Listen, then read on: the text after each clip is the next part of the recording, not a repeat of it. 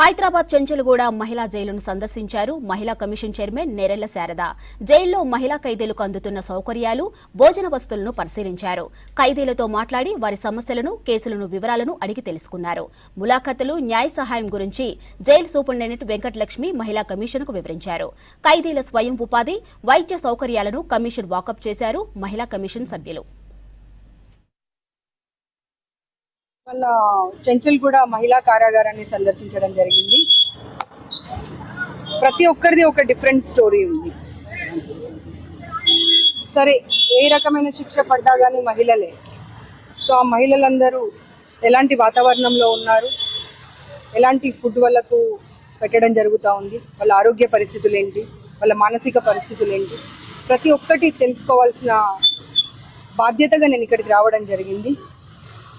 ప్రతి ఒక్క అంటే టాయిలెట్స్తో మొదలు పెట్టుకొని కిచెన్ కానివ్వండి, వాళ్ళు పనిచేస్తున్నటువంటి ట్రైనింగ్ పొందుతున్నటువంటి ఆ స్థలం కానివ్వండి, వాళ్ళ బరాక్ కానివ్వండి, వాళ్ళు అసెంబ్లీ అయ్యేటువంటి స్థానం కానివ్వండి, ప్రతి చోట పర్సనల్గా వెళ్ళి నేను సందర్శించడం జరిగింది.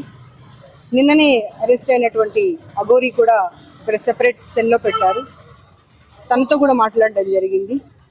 సో వీళ్ళందరినీ గమనించిన తర్వాత వాళ్ళ మానసిక పరిస్థితి ఏంటి, ఉన్నటువంటి సూపరింటెండెంట్ గారు కానివ్వండి, జైలర్ గారు కానివ్వండి, మెడికల్ ఆఫీసర్ కానివ్వండి, అక్కడ ఉన్నటువంటి స్టాఫ్ అంతా ఏ రకమైనటువంటి కన్సర్న్ వాళ్ళ పైన చూపిస్తున్నారు, ఏ రకమైనటువంటి పరిస్థితులలో వాళ్ళు ఉంటున్నారని ఇండివిజువల్గా కూడా ఖైదీలతో మాట్లాడడం జరిగింది.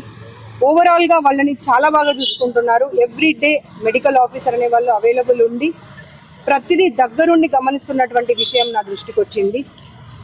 సత్ప్రవర్తన వైపు వెళ్లేందుకు కూడా ప్రతిరోజు కౌన్సిలింగ్ అనేది చేస్తూ ఉన్నారు. ప్రవర్తన గురించి ఆ ఇంప్రెషన్ని కలిగించి వాళ్ళతో పాటు వాళ్ళు మాట్లాడుతున్న విధానం కానివ్వండి, వాళ్ళు వ్యవహరిస్తున్నటువంటి విధానం కానివ్వండి, ఎవరు కూడా మేము ఇక్కడ ఒక జైల్లో ఉన్నామనే ఫీలింగ్ కాకుండా ఒక కుటుంబంతోనే, ఒక ఫ్యామిలీతోనే ఇక్కడ ఉంటున్నాము అనేటువంటి ఆలోచన కల్పించే విధంగా